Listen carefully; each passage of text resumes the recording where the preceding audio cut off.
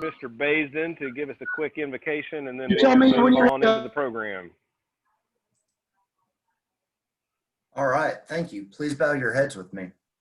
Dear God, I just thank you for this club and everybody on this video conference. I thank you for the opportunity to continue serving and doing your work in our neighborhood of Lake Highlands. I pray that you be with our first responders and all frontline workers in this trying time, and that you just provide leadership and guidance to both our local, state, and national leaders, that you help us to maintain civil discourse in a time when emotions are understandably running high. And mostly I just ask for your continued blessings on this club and its membership and our community. And we thank you for the many gifts that you have given us. In your name we pray, amen. Amen. Thank you, Brent. Welcome, everyone. Good evening, Lake Highlands. Good to see all the smiling faces. Plugging the OH beer. Good job, Doug and others. Before we get started, I don't see too many names that I don't recognize, but just in case, do we have any guests joining us tonight? I know Brian mentioned we've got our newest member with him there. Anybody else? No? All right. The guest portion of the club agenda has been pretty easy for the Zoom sessions. We do have Principal Jones joining us this evening. Thank you so much for being here. And we caught a little bit of an update on the status of things at the school, but now that we've got the meeting officially started, would you like to give us a quick update? Absolutely. Things have been going well. We are, I'm unmuted.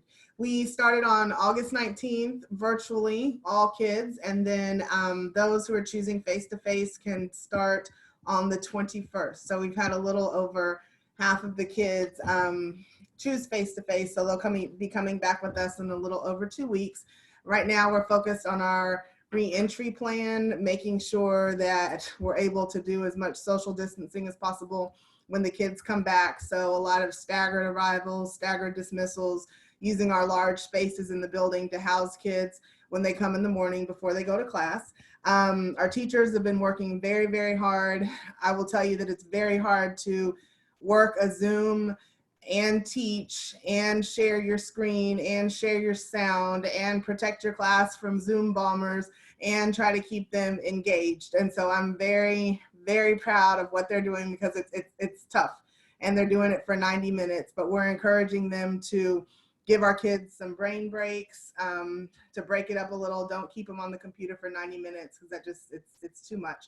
And then our building is almost done. We're really excited about that. It's absolutely beautiful. We've connected the L building and the H building, and in the connector, we have the cafeteria and the library, tons of learning spaces, tons of flexible furniture.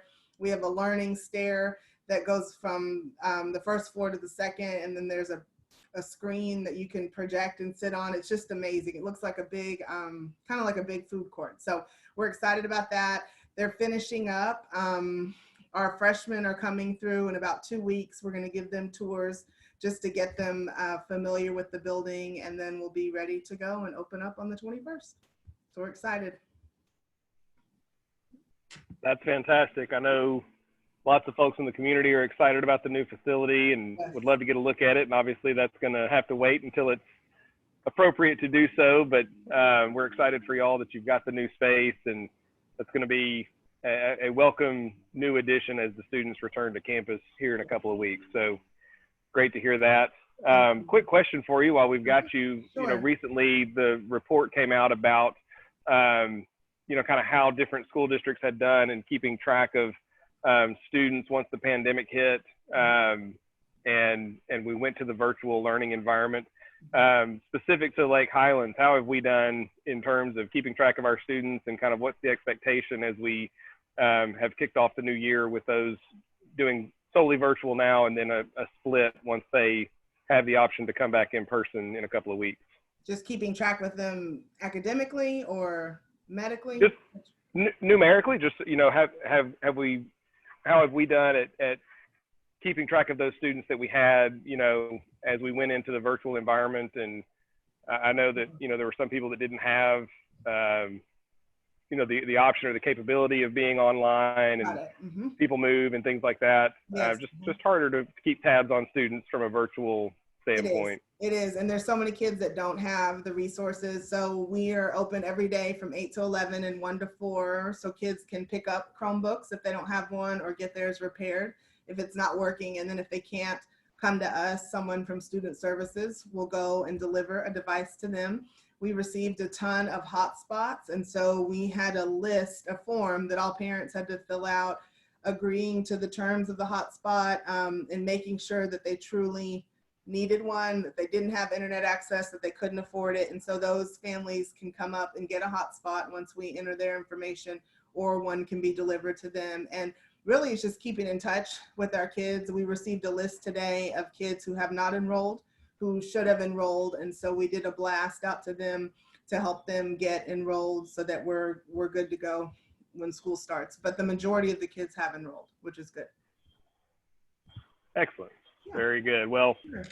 hats off to you and your staff and the teachers. I know, as you mentioned, it's challenging for them, probably more so than it is for us parents, even though it seems challenging to us. Right. I can't imagine trying to teach, 20 to 30 students from that kind of distance, and like you said, share a screen and teach a lesson and all that. So hats Chris, off to them and good luck. Yeah. Thank you. Chris, may I ask a question real quick? This is Bill Boyd. So Miss Jones, and I know that Adam is trying to get on right now, but the council voted last night to discontinue the SRO program at the high school. Could you tell this group a little bit of what that's going to mean for you?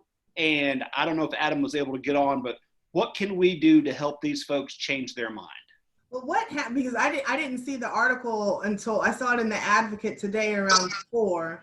I think it happened about 2 o'clock in the morning. So okay, so we don't have officers now. This is new to me. Nobody has reached out to me yet. Carrie, Bill, and I'm on. Carrie, this is Carrie. This is Mark Holmes. Nothing's official yet. It was just kind of a straw vote type deal.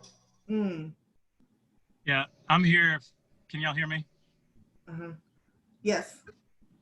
Okay, so yeah, we were going through all the budget amendments, and my colleague Lee Kleinman, who put up over 40 budget amendments and got over the first 10 hours of our meeting, got absolutely nothing passed. The first budget item he got passed was to remove the SRO funding from the Dallas Police Department. He was trying to cut a ton of other funding, and there's other issues we can talk about unrelated that they did get past, cutting police overtime and some other things that I was fighting against drastically. But they passed this one. It was basically a 8 vote, and which means I had to get one person to switch. I think I've gotten one person to switch, but really what's going on right now is we have a week. I'm going to put up another amendment to provide the funding, which is a total of about $264,000 to get back into this budget. And so the goal right now is going to be to make sure we have at least 8, but hopefully a lot more council members that will support this to keep it funded so that we have our SROs. Otherwise, it'll be up to RASD if they're going to pick up that additional funding or not, and it becomes just a bigger mess. So that's what the latest is of that. But this is a program that we've just made some really strong steps in the last really several months to get a real leadership structure in place and to work more closely with all the principals and certainly Ms. Jones. And anyway, there's a lot of good things that can come from this where we are, but we've got to get this funded in the budget. So that's the latest. Wow. And thank you, Mark Holmes, for speaking on the item. Yes, thank you both. Thank you, Councilman. Thank you, Mark, for jumping in on that. Bill, thank you for the question. Yeah, that's a concerning move by the council, and hopefully it is one that gets reversed. Obviously, it doesn't sound like a very meaningful line item in terms of dollars when there are much bigger options available. So given the impact that it has had. And we hear time and time again what great relationships our students have with our SROs. And to me, given the times and kind of what's going on, that seems like the very type of relationships that we need to be fostering right now, rather than eliminating them and discouraging them. So hopefully we'll see some movement in a more positive direction there in the coming weeks and days. So thank you all. Mr. Boyd, since your mic is working, I'm going to kick it to you, although you weren't aware of it, to give us a quick update on our community service project out at the school this past weekend. Sure thing. So on Saturday, we had a group of about 13 of us and the bellboys that went out and refreshed the Lake Highlands sign. And I don't have Rick Mosley's share skills as far as showing the before and after shots, but it's on our club Facebook post. But we took it down to the dirt. We actually cleared out a bunch of dirt to re-level it out. We put in a base layer of stuff to keep weeds from growing, and then filled it back up with gravel.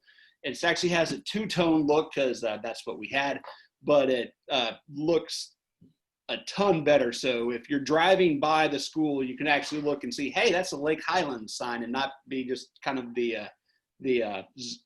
jungle that it was. But appreciate everyone that came out. Javier brought out tacos. Oh wait, we may have some share. Hey, there we go. Thank you, Rick. So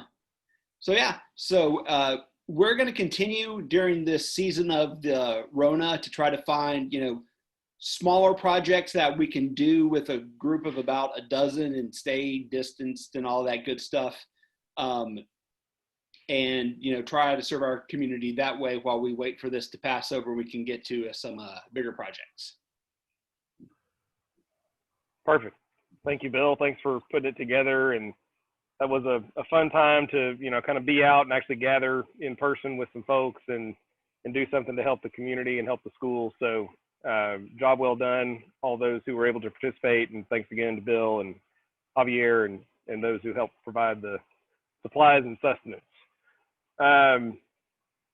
Couple of quick updates. I didn't see if Dietz was able to jump on with us this evening, so I'll plug the Family Compass Golf Tournament again.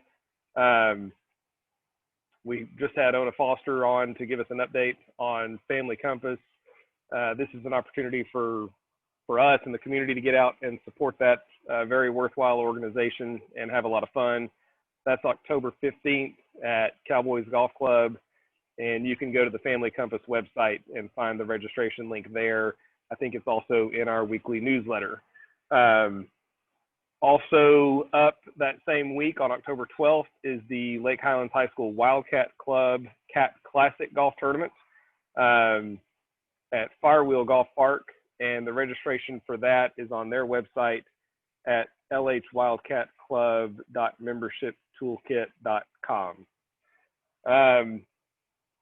Relevant to our speaker and meeting this evening, we've got an event coming up a month from today, and that is the OHB Oktoberfest.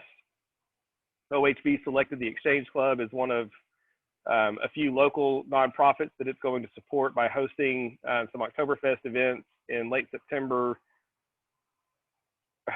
early October, and we're working on getting the details ironed out for that, but that's going to be on October 3rd at OHB. They're going to share some proceeds from beer sales that evening. We're going to have the Wallens cooker trailer out there cooking some brats, maybe hot dogs, whatever, that we can sell and maybe generate some additional revenue off of that. So along the lines of our kind of smaller community service events, we're also looking to do some smaller safe and responsible outdoor fundraising events over the next few months, and this is going to be our first foray into that, and we appreciate OHB hooking us up with that. And hats off to Brad and his crew, and we appreciate him being on this evening for the meeting, and we'll get it to him shortly. But I did want to give an update. We did the straw poll in our last meeting to see kind of what folks' thoughts were on the return to in-person meetings. As a board, we had kind of aligned ourselves with following the lead of the school district in returning to in-person. And so we're going to continue that and watch as the students return over the next few weeks and see how that plays out. And we've still got Friday morning, October 2nd, so the day before the OHB Oktoberfest, penciled in as a potential return to in-person meetings Friday morning at the KC. We'll set that up, you know, with masks if you're not engaged in the act of eating or enjoying your morning coffee. We'll have the tables set up in a way that we're, you know, socially distant and whatnot.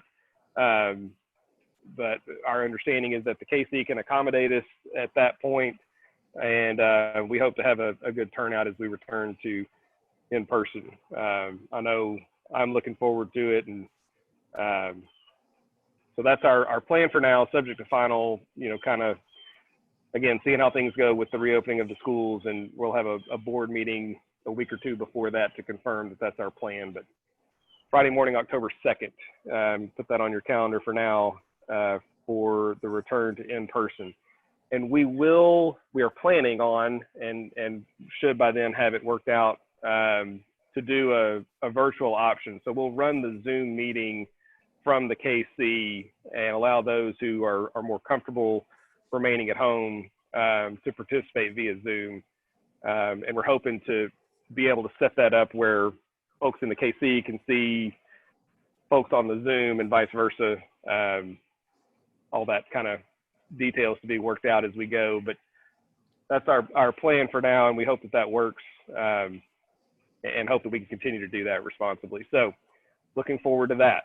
And I know we've taken a good chunk of our first half hour here this evening with announcements, but I appreciate those who have spoken and brought some information to the club. I know for the years that I've been involved, that's what makes this club special, is having, you know, meaningful contacts within the community, getting updates like this to know what's going on and getting to share and have a sense of ownership and belonging in the community. So thanks to everyone who's participated.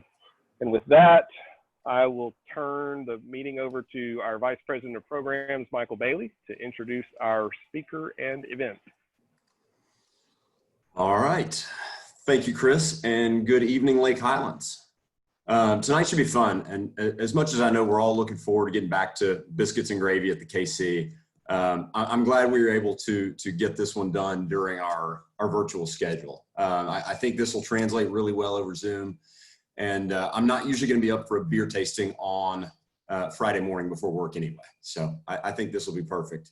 Brad Mall from Oak Highlands is with us tonight to talk a little bit about their process, as well as to walk us through a couple of his favorites that are on tap right now, the Oktoberfest and the Fest beer available at the OHB tap room. Brad and his co-founder, Darren Williams, founded OHB in 2015 when they both left their more buttoned down careers to take their homebrew operation professional. I suspect there are a few folks in here who were familiar with that operation as well. As you all heard earlier, Brad is a lawyer by training with an undergrad degree from Sewanee and a law degree from SMU, and now lives over in Moss Haven. The awards that OHB has won for its beers is, it's too long to go through right now. You can see the full list on their website. I will note specifically that the Oktoberfest that Brad's going to highlight tonight has medaled in the Marzen category at multiple championships, including the Great American Beer Festival and the United States Beer Tasting Championship. OHB has been a great partner with us. You've seen them out at Oktoberfest, our spring events. And as Chris mentioned, we are excited to have the opportunity to partner with them on October 3rd. So Brad, we appreciate everything you guys do. And so welcome. Thanks for having me. Can everybody hear me? I just need some nods because I can't tell. Perfect.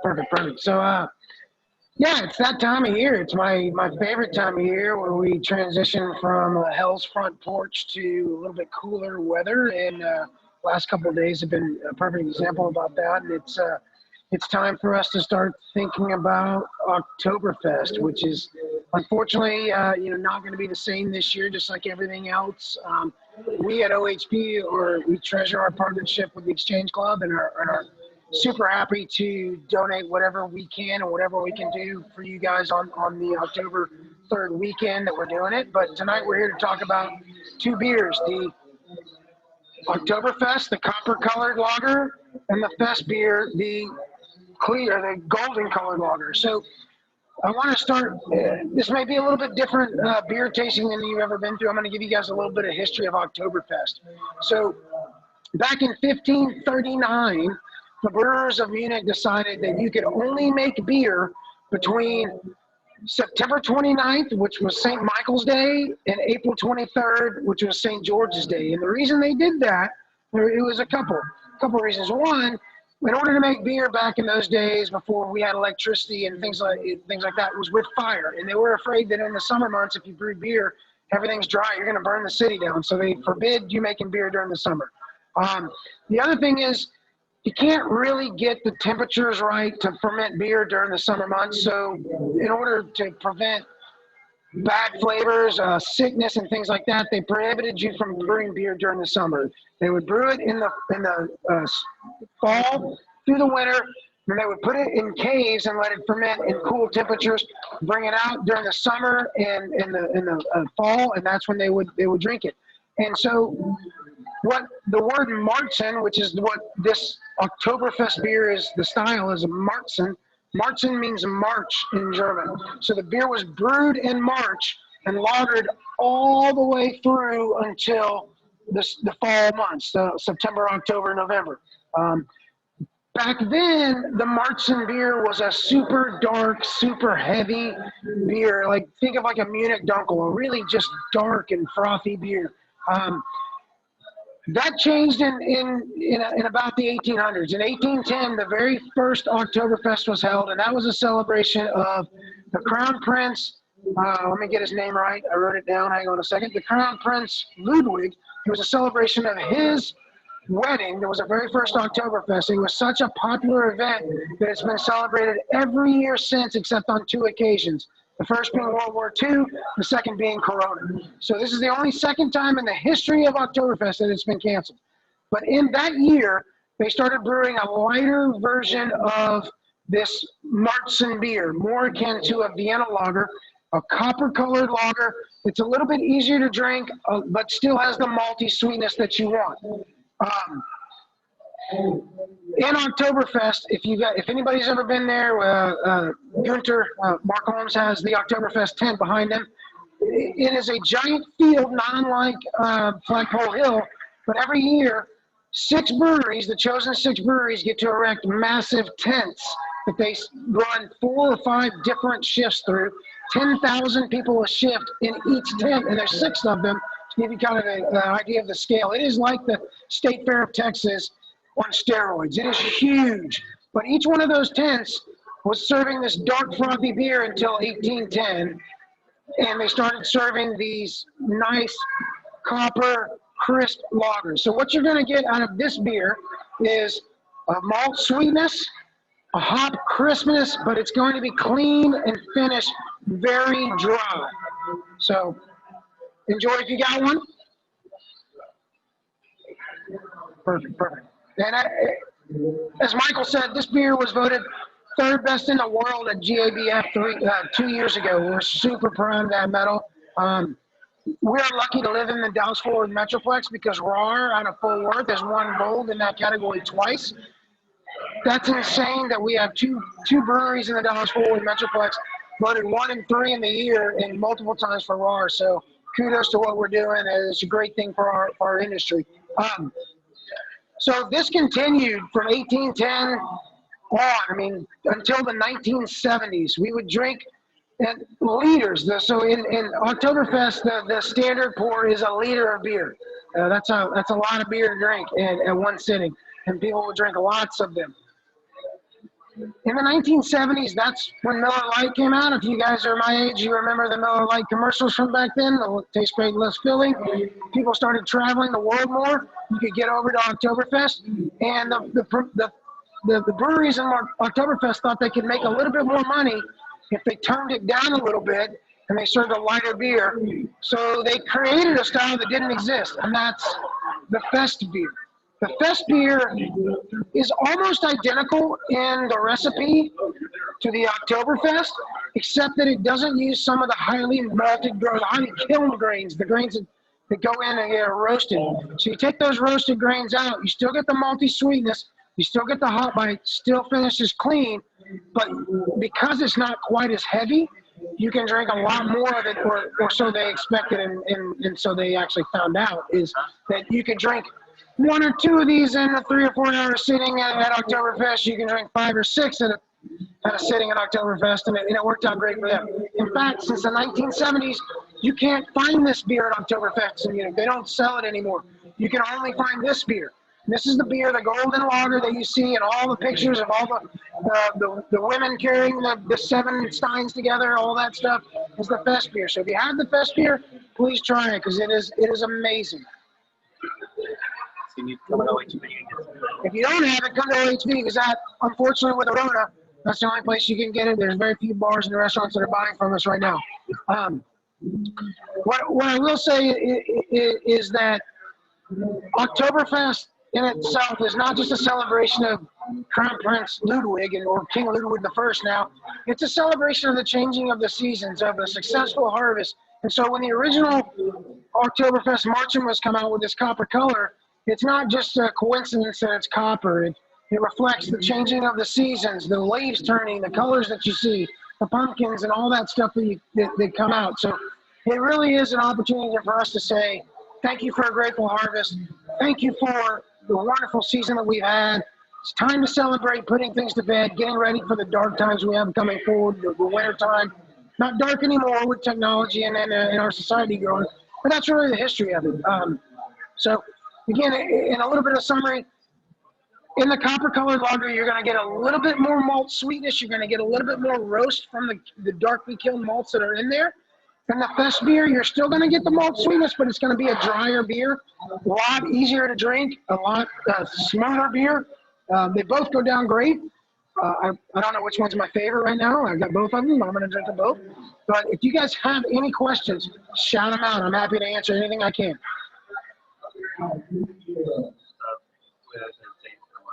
Anybody? Nope.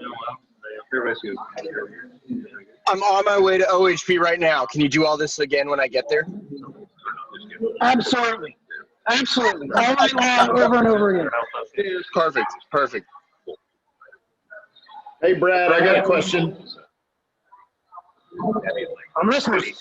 Chris Poteet here. So when I didn't go to Oktoberfest, but I went over to Munich and some other towns around there, and I went to a town called Bamberg, and their big deal was Rauch beer. You know anything about that? Because that's the only place I've ever seen it. So a Rauch beer is a smoked beer. So they take the malts, and before they grind, so a little bit of education about making beer. The same process for making beer is the same process for making whiskey or vodka. You take a source of starch, you grind it up, you mix it with hot water, the starch is converted into sugars, and the sugar is then siphoned off and converted into alcohol by yeast. Rauch beer, before you add the malt and grind it up, they smoke it. So it imparts a smoky flavor, completely different than like a smoky peaty scotch. It's like a barbecue smoke. And you can put a little bit of smoke or a lot of smoke. For me, it's not my favorite style of beer. I'd rather eat my smoked barbecue than drink it. But yeah, Bamberg is famous for their Rauch beers. We've never made one simply because I hate them, but that's just me. But yeah, it's incredible that there are thousands of styles of beers that are around today, and only about 200 have been developed in the last 200 years. Most of them have been around for hundreds and hundreds of years. Awesome, thanks. You're welcome, bud. So Brad, continuing on asking about beers, my daughter lives in Berlin and we go see her a lot. And she's every year goes to Oktoberfest there. But I love the Dunkel beer. You mentioned that earlier, and it seems to never be anything around here. Is it really hard to brew? Just make it. What do you think about that? Yeah, so a Munich Dunkel, you're right. It's an incredible dark lager beer. The reason you don't find them in the United States is that, well, I mean, it's pretty simple. What's the biggest growth in our market in the last 5 years? Hard seltzers. Americans don't have the palate for the dark beers. There is a strong contingent for stouts. People want the stouts. They want the milk stouts, the sweet, the crazy stouts that are out there. But they don't want the middle of the road Munich Dunkel. I love that beer. It just doesn't sell. So when you're running a business, obviously you make what sells. And Munich Dunkels, while fantastic, just don't sell. And unfortunately, we've had a few beers that we've made that we think are fantastic. In fact, we won a medal for our beer that was called Chunk Change, which is an Imperial Black Saison. Just doesn't sell. And, you got to do what sells, and you can only put without it. I would love for more people to make Munich Dunkels. I can't think of a single brewery in the Dallas-Fort Worth Metroplex right now that is actually making a Munich Dunkel. But again, going back to Oktoberfest, your daughter goes there. That's not a beer she can get on the fairgrounds. She's going to have to go outside to one of the bars outside. But, so the Marks and Lagers that those breweries still make, they make them for the American market because everybody shifts for about a month and a half to say, oh, Oktoberfest, we want Oktoberfest. Come November 1st, you're not selling a single one of them. It's crazy. Thanks, Brad. You're welcome. Hey, Brad, this is Mark Holmes. And everybody else, I'm looking at the participants, and everybody has, it looks like everybody's on mute, but we're getting a lot of feedback, so apologize. So, Brad, one of my favorite beers y'all got up there is number 10. It's the Keller beer. And the tagline is Unfiltered Oktoberfest. So, can you talk about when you're filtering what's coming out of the Keller beer that goes into the Oktoberfest? They are. Hold on, I got a lot of feedback in my. Okay, so Keller beer. All right, so Keller beer. There's another term, German term called Zwickel beer. Zwickel is the sample port coming off of a fermenter. If you guys have ever been to OHP, you see the big, shiny, cone-shaped tanks that we have, and there's a sample port, and that's called a Zwickel. So for any lager beers are filtered or fined so that they come out fairly clear. They're clear to look through. But if you've ever had a wheat beer that's cloudy or a hazy IPA or one of those aren't filtered. So the Keller beer is a lager beer that's pulled out of the fermenter before it's had a chance to lager. So when you lager a beer, the word lager in German means to age. So you're aging that beer at a cold temperature, and what happens there is the yeast that's in suspension. So when we make beer, we're putting sugar, water, and adding yeast. The yeast eats the sugar, and the byproducts are alcohol and CO2. So that yeast rises up and down in the tank, and that's what makes it hazy.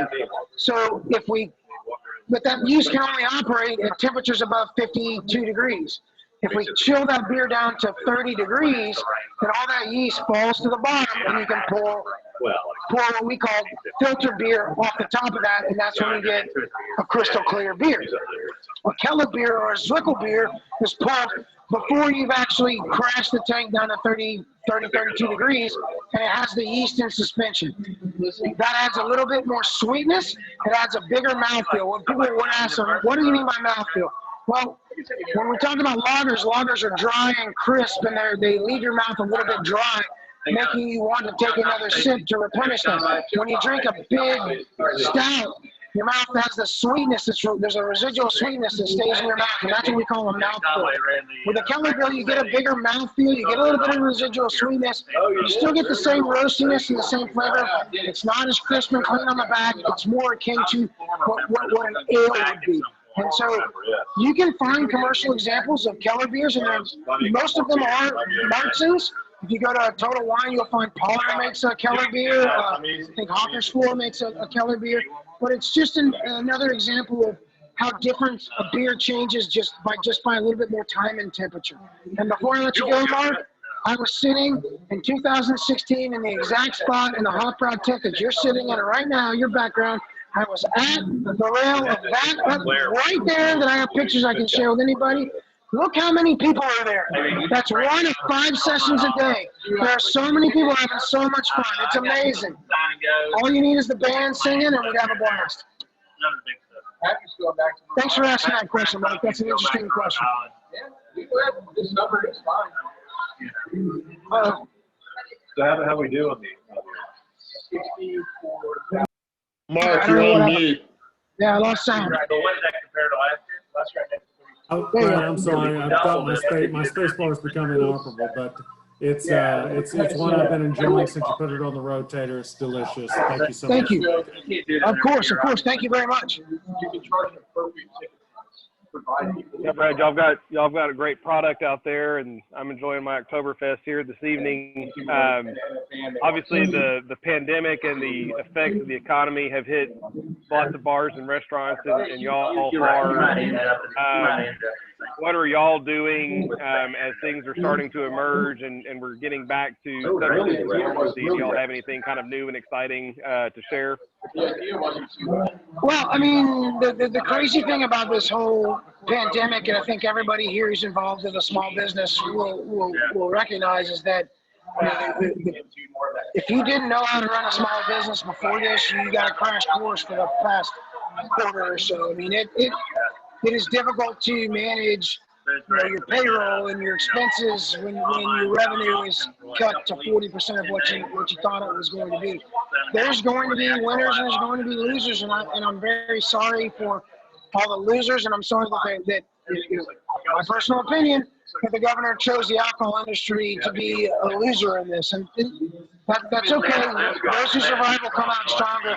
As far as new and exciting, if you haven't been to OHB or you haven't been following us on social media, every Wednesday night we do a trivia night that rotates on topics. Last night we did a Marvel comic movie night. So every Thursday night we do bingo outside in the parking lot. Everything we do is responsible and socially distanced. Every Friday we have a fish fry with fish and chips, some of the best fish and chips I've ever had. Saturday we have our traditional barbecue. Sunday we're doing fair food. So if anybody came out for corny dogs, that was a heck of a day. But what it did was it forced us to rededicate ourselves into our business. We only had one revenue stream, and that was our tap room. And how can we make that better than it's ever been? And thankfully we've been able to be creative and do the things we need to do. The bars and the restaurants, I hope and pray that they're going to come back. I encourage everyone to support not only OHB, but every local brewery, every local restaurant, anyone you can, because they're all hurting right now. When it all comes back, it's going to be great, but you'll see the folks that had a little bit of money in the bank to weather a storm, had a little bit of foresight to see what they needed to do in case of something like this. I don't think we're ever going to get back to normal. I don't think we're going to see the proliferation of nightclubs like we used to have. I think it's going to be a little bit different for a long time. I think we're in this for a couple years, and that's okay. The safety of our patrons who come back and spend money is the most important thing for us. What I would absolutely say from our perspective is I'm on the Craft Brewers Guild Board of Directors, and we're working every day to try to make sure the TABC, the governor's office, and our industry are working hand in hand to make sure that everyone survives, everyone succeeds, and at least has the opportunity to come out of this as best we possibly can. We know we're not going to be perfect, but at the end of the day, if we survive, well, I'll say this, we already lost about 12 breweries in the state of Texas. Maybe that's good, maybe that's bad. I'll leave that to y'all.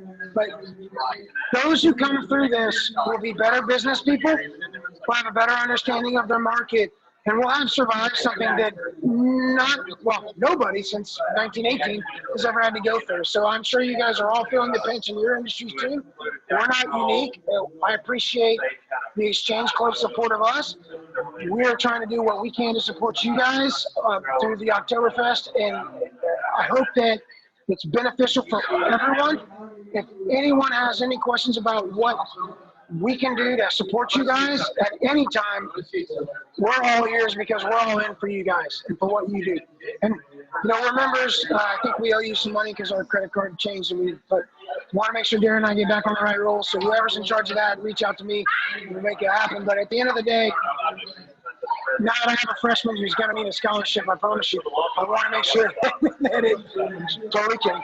But I want to make sure that the mission that this club started out with has the opportunity to continue. And I've been proud of the fact that you guys have pivoted as well with the online auctions and the things that you guys have done.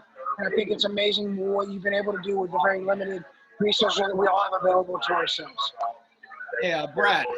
So I know that we're in the middle of a pandemic and we've got an election, but here in a few short months, we're going to have another legislative session. What is on the Craft Brew Guild's mind as we go into the next session here in Texas?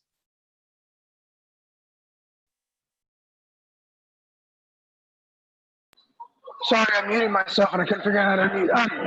Yeah, so that is the $74,000 question. So the last legislative session, we made a deal with the wholesale beer distributing lobby that we would not come back to the legislature and ask for a whole lot, because we got to understand in the last legislative session, we were able to sell beer to go, which we were the last state in the union to get that right after the 2019 session. So we made a deal that we wouldn't come back and ask for a lot of things, but as the board members of the guild, all bets are off because of this coronavirus. I mean, they shut us down. So what's on the agenda for us is the governor gave bars and restaurants the right to deliver alcohol to customers, but denied us the right to do so. Wineries can deliver, bars and restaurants can deliver, but breweries cannot. So that's one of the things we're working on, and there's actually a law that's already been passed around between the legislative members to make the temporary order of allowing restaurants to deliver alcohol to your home permanent, and we're trying to tag onto that to allow us to deliver beer to you. The other thing is to allow us to ship beer throughout the state. We cannot ship. The only way we can deliver beer is, not at all. The only thing we can do is sell beer to go from our tap room. So that's one thing we're asking for. The other really deals with some crazy things about the franchise laws. Not to get too much in the weeds, but if OHB signs an agreement with Benny Keith or Andrews or any other distributor that you know, we have to give them our rights. And that's something that happened in 2013 session. So, for example, Oak Islands Brewery has 800 accounts that we self-distribute to. We load up a couple of vans with a couple of drivers, and we deliver, and we personally service those accounts. If we sign with a distributor, we would have to give that distributor those rights without any compensation. Even though we spent 6 years building that business, a couple $1 million, they just get it and they take 30% off the top. So we're going to work to try to change that such that, and here's the worst part, let's say they're not doing their job and we want to take it back from them, we have to then pay them for the value of that business. So if we sign with Benny Keith, they operate it for a year, they take it from $1 million to $1.5 million. We now owe them $1.5 million, even though they got it for free. So we're going to try to work on some of that things that'll help us. There's not going to be really much that's going to affect the consumer other than home delivery and shipping. But it's really our hands are tied because of the deal we made to get beer to go. And you make your bed, you lie in it, and you try to honor your commitments. Thanks, Bill.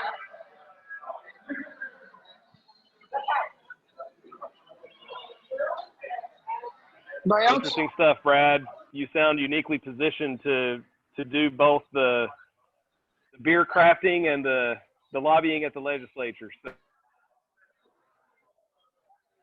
It's actually been a lot of fun. I know you're frozen. You're frozen on my computer right now. Frozen? Eric, is he frozen? I'm good. No, I'm frozen. Hey, Brad, can you update us on the hours for OHB?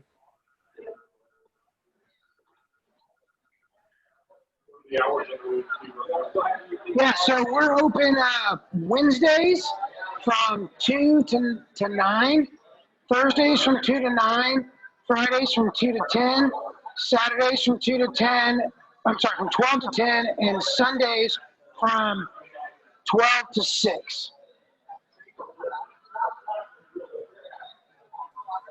Awesome, thanks. You're welcome. By the way, if you can see me, everybody else is frozen, so I apologize. It'll catch up here in a minute, but I'm frozen.